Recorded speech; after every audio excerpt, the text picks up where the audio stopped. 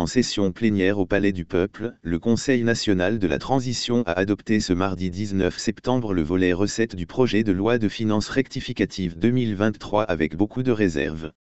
Selon le rapport de la Commission du Plan, des Affaires financières et du CNT lu par la conseillère Fatima Camara, le projet de loi de finances rectificative dans son volet recettes est évalué à 29 milliards de GNF en LFR contre 27 910,95 milliards de GNF en LFI, soit une augmentation de 1118,37 milliards de GNF, 4,01%.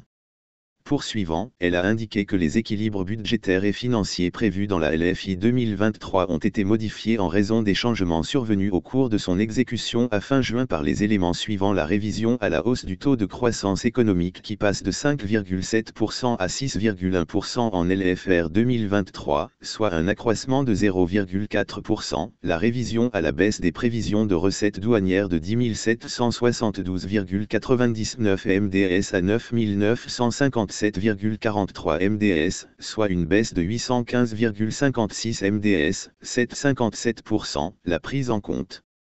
des ouvertures de crédit gagées par le reliquat du ticket d'entrée de Simandou pour 25 millions de dollars, 211,5 MDS de GNF, dans le cadre du renforcement des capacités opérationnelles des forces de défense et de sécurité, le recrutement de nouveaux agents pour le compte du ministère de la Défense nationale. La poursuite des efforts de mobilisation des ressources intérieures par la Direction générale des impôts, l'inscription en charge de financement de la garantie de l'État dans le cadre de l'accord sino-guinéen pour 1165,07 MDS, la révision à la baisse du service de la dette, essentiellement due à l'appréciation du franc guinéen par rapport aux devises étrangères pour 788,51 MDS, la baisse des ressources allouées au fonds d'entretien routier de 253,96 MDS par rapport aux prévisions initiales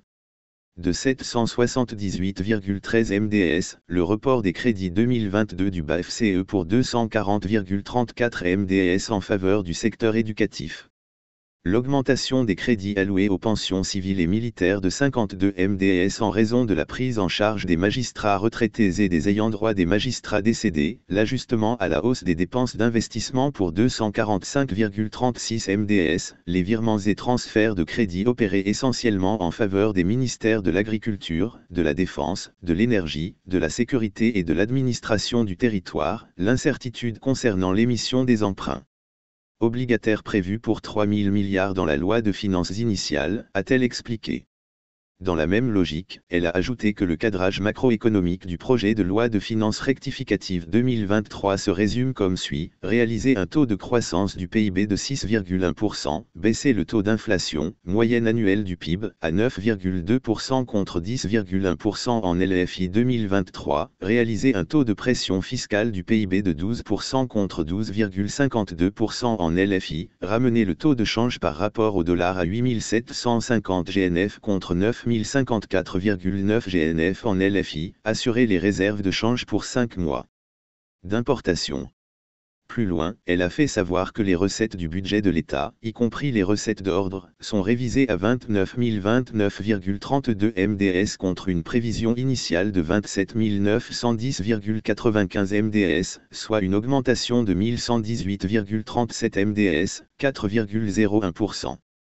Selon toujours le rapport, à la lumière des interrogations soulevées et des réponses apportées par les représentants du gouvernement, des constats assortis de recommandations spécifiques ont été formulés ainsi qu'il suit. Les multiples arrêtés conjoints de partage de ressources affectent sensiblement la mobilisation des recettes budgétaires, étant entendu que les structures concernées bénéficient d'allocations financières.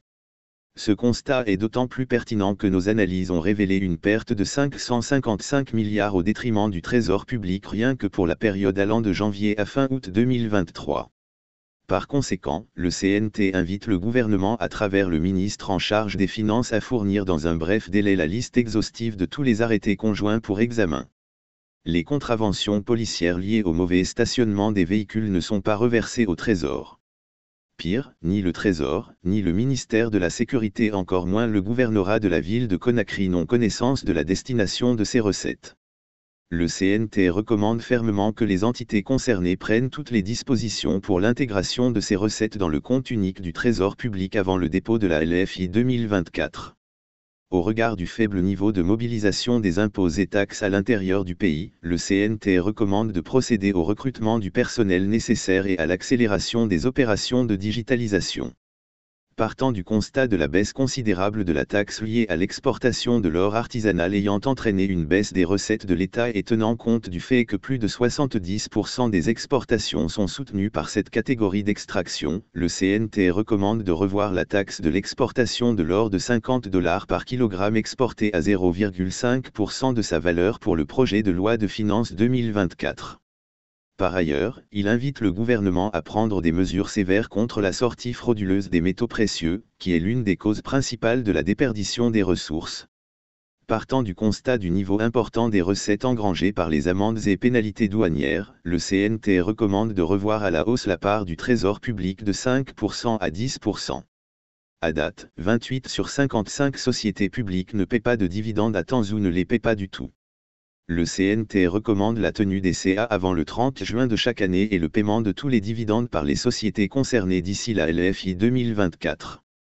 Il invite à cet effet les présidents de conseils d'administration à fournir à la direction du portefeuille de l'État et des investissements privés le procès-verbal des CA portant sur le partage des dividendes avant leur virement dans le compte unique du Trésor. Le CNT émet des réserves quant à la pertinence de la mesure visant à baisser le taux des ressources affectées au faux de compte de 6,5 à 5,5% dans ce projet de LFR soumis à son appréciation par rapport à la LFI. Il invite donc le gouvernement, pour une meilleure dotation des collectivités décentralisées, à revenir au taux de 6,5% dans l'élaboration du projet de loi de finances initiale 2024. Le CNT constate avec un profond regret que malgré la revue récente à la hausse des loyers, le patrimoine bâti public en charge de la collecte de ses recettes locatives, en dehors des précomptes des loyers, ne verse aucun franc dans le compte unique du Trésor. Il s'interroge d'ailleurs sur son statut actuel et déplore que les ressources de l'État collectées ne soient pas reversées dans le compte unique du Trésor en violation flagrante des dispositions en la matière. Par conséquent, il invite vivement le gouvernement à revoir cet état de fait qui ne concerne pas que le patrimoine bâti public. Le CNT s'interroge sur la non-prévision des amendes judiciaires de la CRIEF étant donné que des sentences judiciaires ont déjà été rendues. Il invite par conséquent le gouvernement à prendre toutes les dispositions utiles pour leur prise en compte dans la LFI 2024. Le CNT constate également avec regret que 5% de la masse collectée des jeux de hasard soit allouée à la présidence, malgré qu'elle soit officiellement dotée en budget. Il recommande par conséquent le rajout de ces 5% prévus pour la présidence aux 15% du Trésor pour les porteurs à 20%.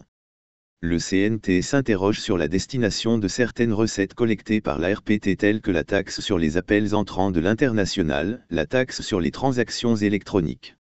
Il sollicite à cet effet une rencontre entre le CNT, le Trésor public, l'ARPT et la Direction générale des impôts pour analyser cette situation dans l'intérêt de toutes les entités conformément aux législations en la matière et ce avant la LFI 2024. Les commissions permanentes du CNT en charge des finances et du développement durable sont invitées à saisir respectivement la Direction générale du Trésor, la Direction générale des impôts et l'ARPT à cet effet dans les meilleurs délais et de rendre compte à la conférence des présidents. Le CNT constate aussi avec regret que l'intensification des activités minières ne soit pas proportionnelle à la mobilisation des ressources internes y afférentes. Il pense que c'est paradoxal que les ressources minières soient extraites et que l'État n'ait pas en contrepartie de ressources suffisantes pour faire face à ces défis de développement durable, et cela à cause du passif considérable des exonérations fiscales souvent sans fondement accordées aux entreprises multinationales. Le CNT déplore le fait que l'essentiel de ces sociétés soit exonéré sur de longues périodes au paiement des droits de douane, de la TVA, la TV, de la RTL, l'IS, l'IMF, etc. Ces exonérations font perdre plus de 2000 MDS par an au budget national. Par conséquent, il propose solennellement au chef de l'État d'entamer un processus de révision de toutes les conventions minières non ratifiées par les parlements antérieurs. Il le rassure de l'accompagnement de l'organe législatif dans cette démarche qui se veut courageuse, patriotique et prompte.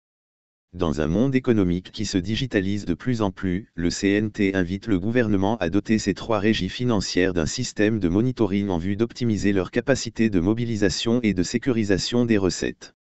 Pour ce qui est de la collecte des ressources issues de la vente des vignettes, le CNT en appelle à la solidarité gouvernementale et sollicite à cet effet l'implication effective du ministère de la Sécurité auprès de celui en charge du budget pour le respect de la mesure. Le CNT constate avec regret la non-rétrocession des recettes collectées par le Trésor public au titre de la TUV et la